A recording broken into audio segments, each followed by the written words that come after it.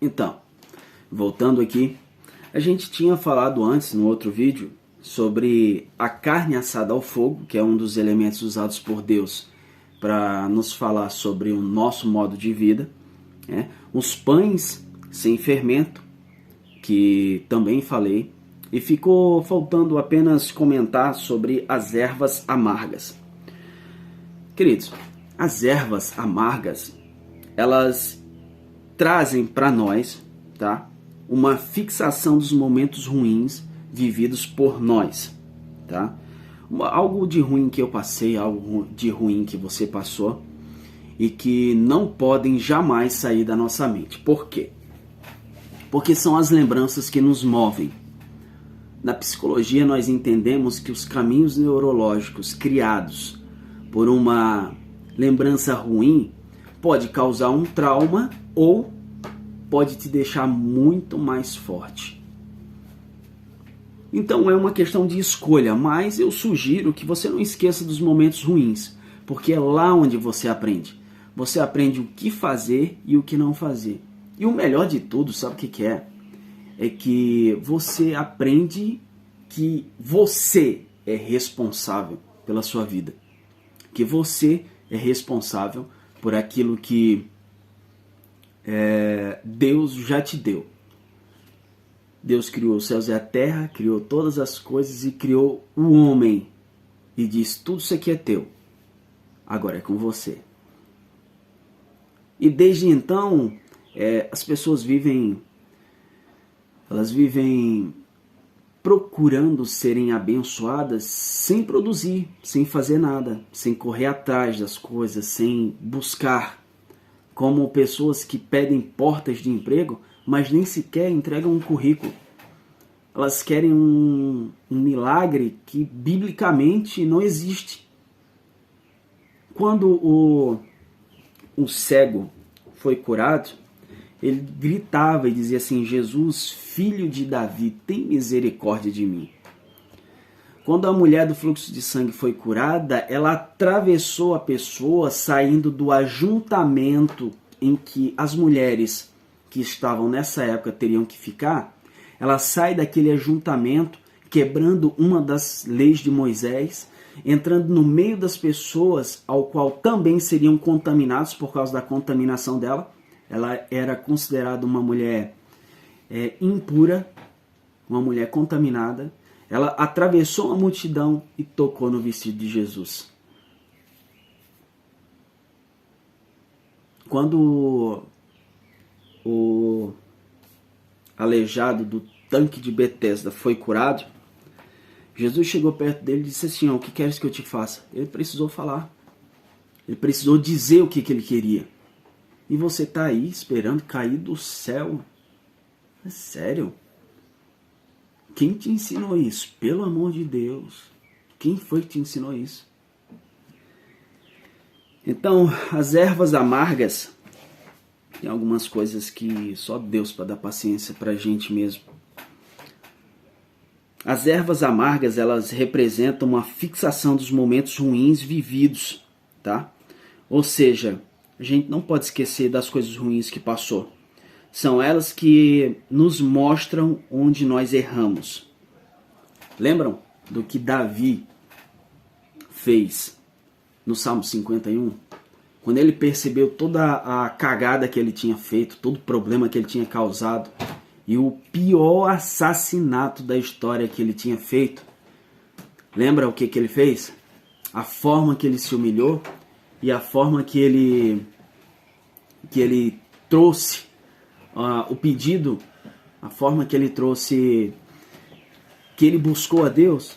Ele estava lembrando de tudo, exatamente tudo, o que ele fez durante aquele momento e se humilhando diante de Deus. O que levou ele à humilhação foi ele se lembrar de toda a merda que ele tinha feito relacionado a Urias e relacionado a Betseba. Então, são coisas que nós realmente precisamos aprender para que, quando a nossa fé for provada, que é algo que acontece constantemente, ou quando tivermos um ataque maligno, um ataque de um determinado grupo contra nós, nós devemos estar firmes. E o que nos vai fazer estar firmes é de fato, as coisas que nós lembramos.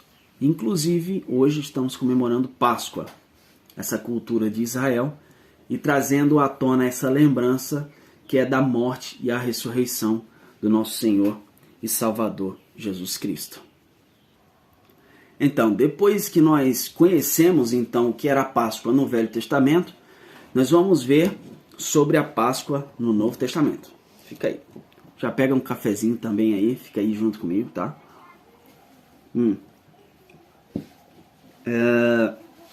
Depois de aprender que ela veio, de onde ela veio, fica mais claro a gente ver e compreender o que a Páscoa de fato ela significa. A lembrança que ela traz para nós, tá?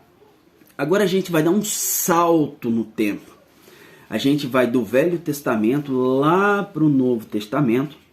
Vamos compreender sobre as primeiras menções sobre a Páscoa. Daí está lá no livro de Lucas, no capítulo 2, versículo 41 e o versículo 42. Tá? A gente vê ali um menino Jesus, com 12 anos de idade. E durante essa celebração da festa da Páscoa, seus pais, que iriam todos os anos ali, ele saiu de perto dos seus pais. Pais criadores, não pais biológicos, para deixar isso bem claro. Tá? Ele saiu de perto dos seus pais e ficou ali no templo, aprendendo e também falando no meio dos doutores da lei, e eles ficaram abismados sobre a inteligência daquele menino. Jesus com 12 anos de idade. Tá? É a única menção sobre o nascimento de Jesus e a idade da ascensão de Jesus, que foi aos 30 anos. A única menção é do livro de Lucas, e eu entendo por quê. Porque Lucas era médico e era escritor. E ele procurou a fundo todos os fatos que aconteceram sobre a vida de Jesus e colocou ali no seu livro. Tá bom? Então, eles chegaram lá e encontraram a caminho de casa, de volta para casa.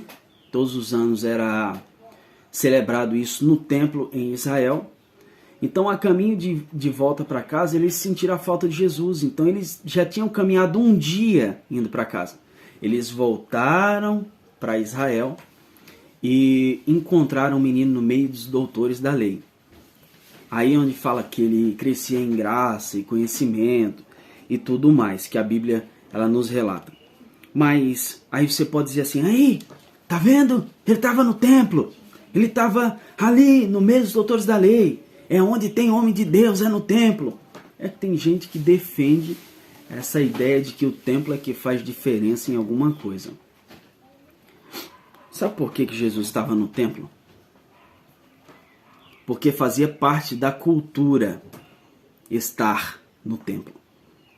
Fazia parte da cultura determinadas pessoas com um nível ideológico um pouquinho mais alto, com um nível de sabedoria, com os doutores da lei um pouquinho mais alto, tá em determinado lugar. Fazia parte da cultura deles. E é por isso que Jesus estava lá. Não tinha outro lugar onde os doutores da lei se reuniam, onde os sacerdotes se reuniam. Não tinha outro lugar. Era cultural, teria que ser no templo. Foi determinado que fosse no templo. E Jesus estava ali. Agora eu pergunto para você, foi o único lugar que Jesus esteve? Não. Onde foram os lugares que mais Jesus salvou, curou e ressuscitou pessoas? Eu vou deixar você pensar um pouquinho. Eu sei que você é inteligente, capaz de fazer isso. Onde foi? Você lembra? Certo. Viu que foi na rua? Viu que foi nos montes? Na beira do mar? Ah, irmão, cadê capítulo e versículo? Vai procurar, filho. Vai procurar, leia a Bíblia. Deixe de ser preguiçoso, que é tudo de mão beijada. Vai procurar. Você vai encontrar. Leia os evangelhos. Mateus, Marcos, Lucas e João. Nessa sequência, você vai entender sobre o que eu estou falando, tá? Então foi lá que Jesus foi encontrado pelos seus pais biológicos, pelos seus pais não biológicos, tá bom? Foi lá que Jesus foi encontrado para fazer. Eles estavam, eu acredito que eles estavam bem loucos atrás de Jesus. Imagina, você perder teu filho numa multidão de pessoas. Imagina isso. É incrível mesmo. Lembra que eu falei antes que Deus sempre trabalha com figuras que são elementos usados para representar alguma coisa sobre nós e sobre a nossa vida, sobre o nosso modo de agir? Então, eu ainda estou falando sobre uma simbologia de Israel, que fala que Jesus é o Cordeiro de Deus. E de fato está escrito, e graças a Deus, porque Jesus é o Cordeiro que tira o pecado do mundo. Agora, trazendo isso de forma prática para a nossa cultura brasileira, já imaginou, você me encontra aí na rua sacrificando um cordeiro para perdão dos meus pecados? Já imaginou isso? E tenta imaginar também se você encontra um determinado templo, uma determinada denominação fazendo esse sacrifício. Para a cultura brasileira, isso parte para o lado do mal. Porque nós sabemos que existem religiões que fazem sacrifícios de animais. E isso já indo para o âmbito de religião. Lembrando que nós não somos religiosos, nós não temos religião. Nós somos cristãos. A religião foi uma forma implantada de fazer grupos e de quebrar a fortaleza da união das pessoas. Foi para isso que a religião foi criada. E até eu tenho uma menção de Tiago dizendo assim que a verdadeira religião é cuidar dos órfãos e das viúvas. Daí eu dou uma passada rápida no que eu conheço sobre a igreja brasileira e ninguém faz isso. Então, ninguém aqui pode dizer que tem a religião A ou religião B, segundo o que me representa, o que me fala a Bíblia. Tá bom? Então nós temos aí Jesus é o Cordeiro de Deus, como simbologia do Cordeiro que foi sacrificado, foi passado nos umbrais das portas, que fez o anjo ou o Senhor pular aquela porta, pular aquela casa, aquela residência, e não trazer morte para os filhos primogênitos, mas trouxe morte para o restante dos filhos naquela época. O povo do Egito, para ser mais específico.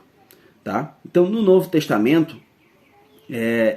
a Bíblia diz que Jesus é o Cordeiro de Deus que tira o pecado do mundo. Isso cultural em Israel.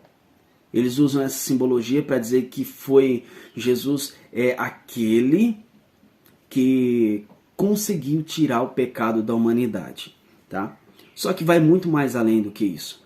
Nós não somos israelitas, nós não somos judeus, nós somos gentios.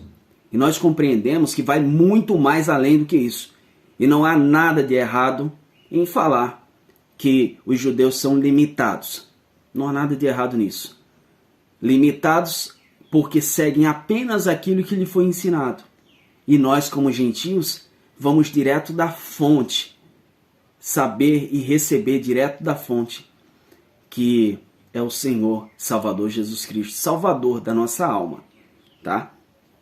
Então, lá na fonte, nós vemos que Ele é o alfa e o ômega. Ele é o princípio e o fim. Como eu falei, não significa que Ele, de fato, tem princípio e fim. Mas significa que Ele é. E Ele sendo, Ele faz com que o começo e o fim aconteça várias e várias vezes.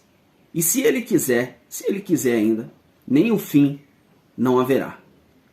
Tá bom? Porque Ele é soberano, Ele é todo poderoso. Ele é criador dos céus e da terra. Ele estava no princípio com Deus. João capítulo 1, versículo 1. Ele estava no princípio com Deus.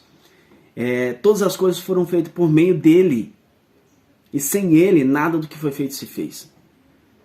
Então, Jesus é o suficiente. Jesus é o maior. Jesus é o Todo-Poderoso. Ele pode transformar a tua vida. Ele pode transformar o teu lar. Ele pode transformar a tua família. Ele pode transformar o teu coração em coisas boas. Tirando aquilo que você transformou em inferno. Porque o que acontece na tua vida hoje é culpa absolutamente sua, não é do diabo. As decisões erradas que você tomou, as escolhas erradas que você fez, comprou e não pagou, deixou o teu nome ficar sujo, é problema teu. É falha de caráter seu, não é culpa do diabo. Não vai resolver nada você fazer essa transferência de responsabilidade. Não adianta nada. Que Deus não vai pagar as tuas contas de forma nenhuma. Os boletos que estão vencidos, a prestação do carro que está vencido, Deus não vai pagar. Se você não correr atrás, se você não se profissionalizar, se você não entender que tudo já nos foi dado, é tudo nosso. Agora depende de nós. Usarmos isso ao nosso favor, aprender a monetizar as coisas e aprender a suprir a nossa necessidade pelo suor do nosso rosto. Se você aprender isso, nunca mais vai faltar nada para você. Você vai ter prioridades, você vai ter prosperidade e você vai mudar de vida. Tá bom? Então, usando essa simbologia que Jesus é o Cordeiro de Deus, e ele é muito mais do que isso, nós entendemos que ele, sendo todo-poderoso, tremendo e fiel, quando ele morreu, alguns estudos, algumas linhas teológicas dizem que ele desceu ao inferno e passou 3 dias pregando para as almas, para os espíritos dos mortos, aonde, mais conhecido como Hades, pregando para esses espíritos que não tinham ouvido falar sobre Deus, ouvido falar sobre a verdade.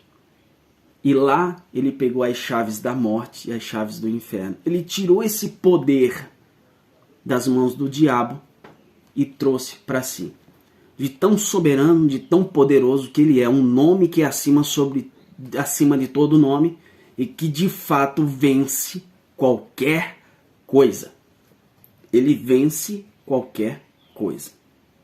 Ah, mas eu não acredito, é porque pregaram errado para você. Não disseram para você que Deus não tem tamanho. Não disseram para você que Deus é. Porque a partir da hora que você descobrir quem você é e quem é o teu pai de verdade, tua vida muda. E muda para melhor. Te garanto isso, tá? Então, depois de tudo isso, tá? Sabendo das qualidades e atributos de Jesus, nós podemos ver que ele escolheu pessoas para andar do seu lado. E aí é onde vem a parte triste. Às vezes nós escolhemos pessoas para andar do nosso lado que não querem estar ao nosso lado nos momentos ruins. São pessoas que transferem o desejo que elas tinham para nós. Por exemplo, pessoas frustradas que não conseguem nada, que não conseguem evoluir, não conseguem aprender, não conseguem ter coragem, são cheios de preguiça, geralmente elas transferem tudo que tem dentro dela para nós, como uma tentativa desesperada em dizer assim que se elas não foram capazes de fazer, nós também não seremos capazes de fazer.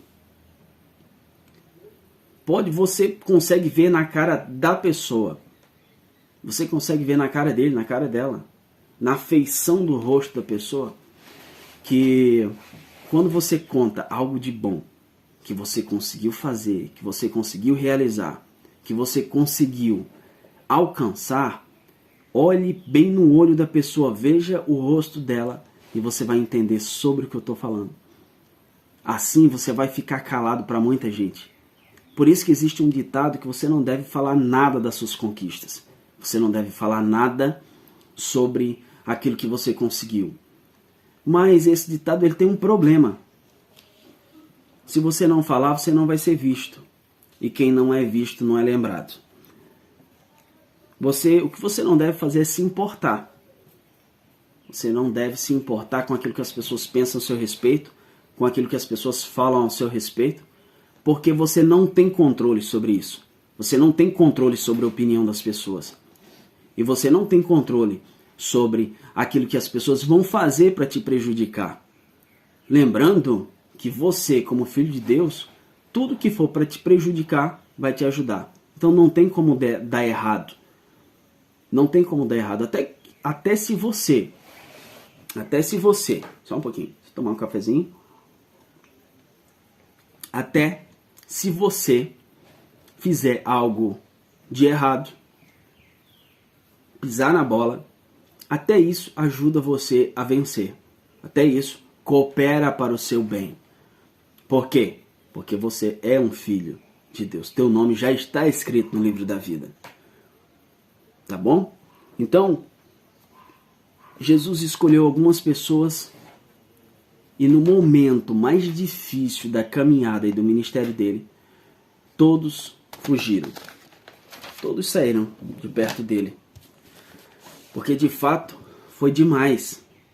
Foi algo muito pesado para eles, né? E em meio a essa caminhada que estava acontecendo no ministério de Jesus, surgiu uma confusão na última Páscoa. Gente, na última Páscoa. Na última celebração que nós falamos tudo, entendemos tudo até agora, houve uma confusão entre eles sobre quem parecia ser maior. Ah, como eu já vi isso, meu Deus do céu. Gente, é sério, é difícil, é muito difícil. Pessoas que são o pão número 2, pessoas que são cheias de fermento, elas pensam que são maiores que as outras pessoas. Elas pensam que as pessoas devem respeito exacerbado, devem subserviência e devem obediência cega. Essas pessoas, elas são cheias de fermento. Elas não entenderam o que significa ser grande, ou ser como grande, ou ser um pequeno, ou ser como pequeno. Mas daí a gente vai entender bem certinho no livro de Lucas, no capítulo 22 e o versículo 27. Aí Jesus ele dá uma aula sobre isso. E ele fala que... Ele diz assim, ó, eu, porém, sou como aquele que serve. Eu, porém, sou como aquele que serve. Jesus não estava dizendo que era um servidor. Não, Jesus era rei. Eu sou como aquele que serve. Ele está dando um exemplo de uma forma esporádica de ser, que transmite um exemplo ou transmite uma qualidade nossa. É isso que ele está fazendo. Ele não está dizendo que ele era o menor, e sim o que serve, e sim como o que serve, né? Ser como não é ser de fato. Entenda isso. Ser como é assumir temporariamente uma conduta para que sirva de exemplo, ou até uma forma intencional de fazer uma determinada coisa. Ser como, tá? Entenda, saiba separar as vírgulas. Senão daí você vai estar falando abobrinha por aí, vai estar diminuindo quem Jesus é. E se você fizer isso, você vai perder a sua fé. Porque você não vai acreditar naquilo que é pequeno. Você não vai nem dar razão para aquilo que é pequeno. Vai começar a quantificar e a medir aquilo que não tem quantificação e aquilo que não tem métrica, que é o nosso Deus. Então cuidado com isso com relação a ser o maior ou menor. Isso aconteceu na última Páscoa, enquanto ele estava dando a última ceia, já vindo a preparação para aqueles que vinham crucificá-lo. Deu para pensar nisso? realmente é difícil viver, é difícil, o ser humano difícil. Por isso que Jesus veio conhecer, e conheceu 12 pessoas diferentes, que são as 12 personalidades bíblicas, que são os 12 modos de viver, cada um com o seu modo, cada um com o seu jeito. Uns são mais inteligentes, outros não. Outros são chamados para uma determinada coisa e outros são chamados para fazer outra coisa. Mas todos são membros do mesmo corpo.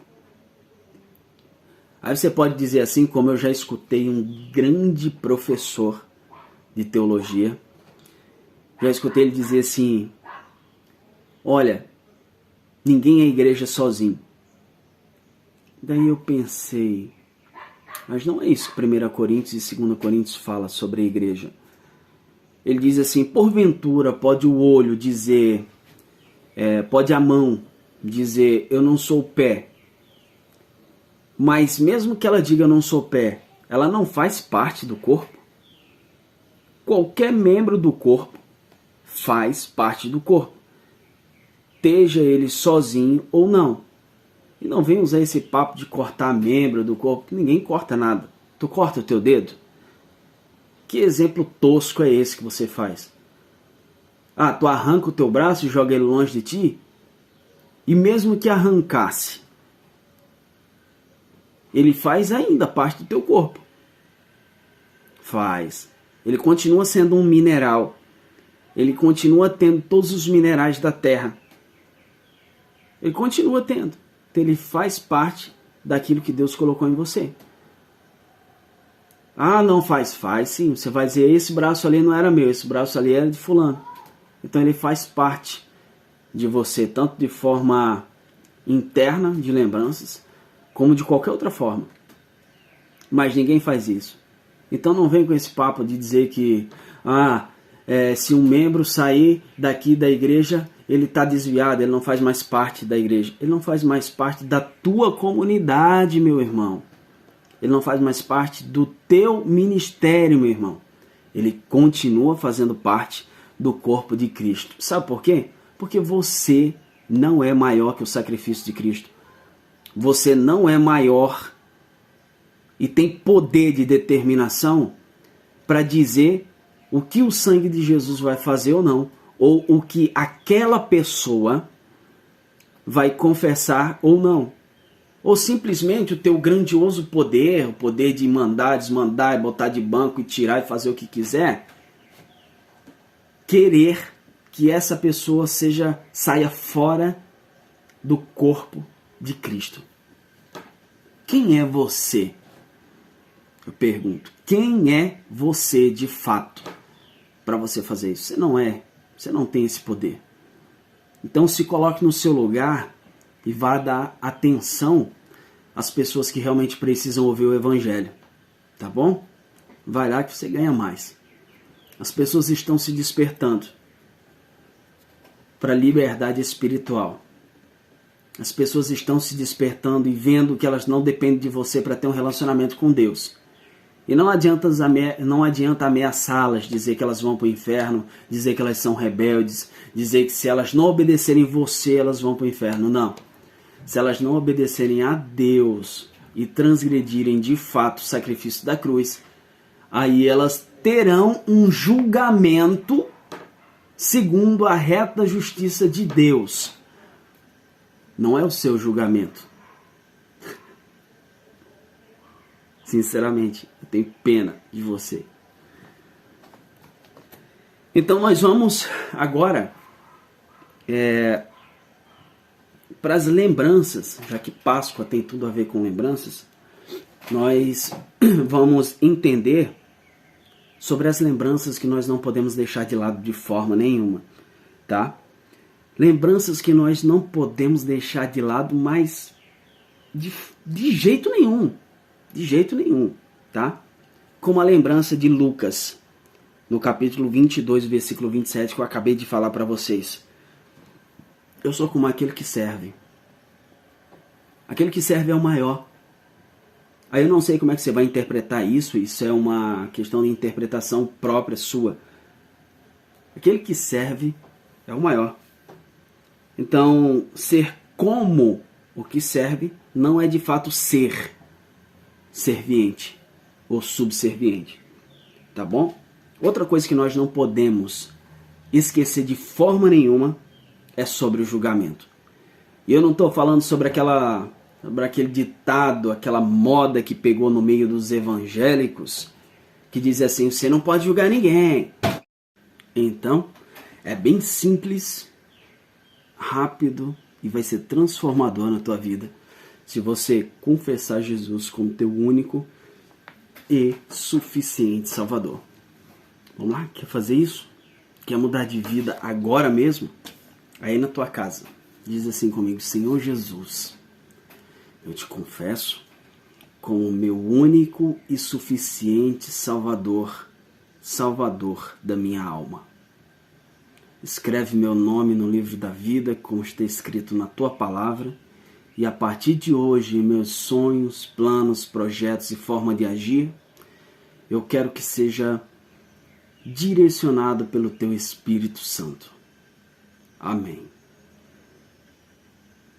Parabéns. A partir de agora o teu nome já está escrito no livro da vida e você vai participar de uma das formas mais incríveis de vida que você possa imaginar. Se tiver alguma dúvida, entre em contato comigo.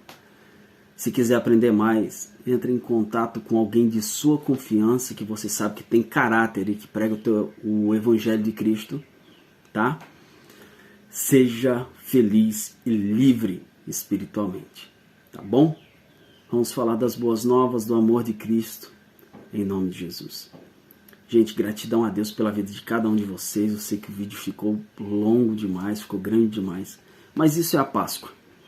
É isso que nós fazemos, é isso que nós entendemos, é isso que a Bíblia traz para nós. Essas lembranças não somente de acontecimentos, mas de uma narração completa sobre como começa um projeto, como ele se desenvolve com o tempo e como ele se conclui e vem até nós hoje como plano principal de Deus para as nossas vidas. Tá bom? Gratidão a Deus pela vida de cada um de vocês. A todos um grande abraço.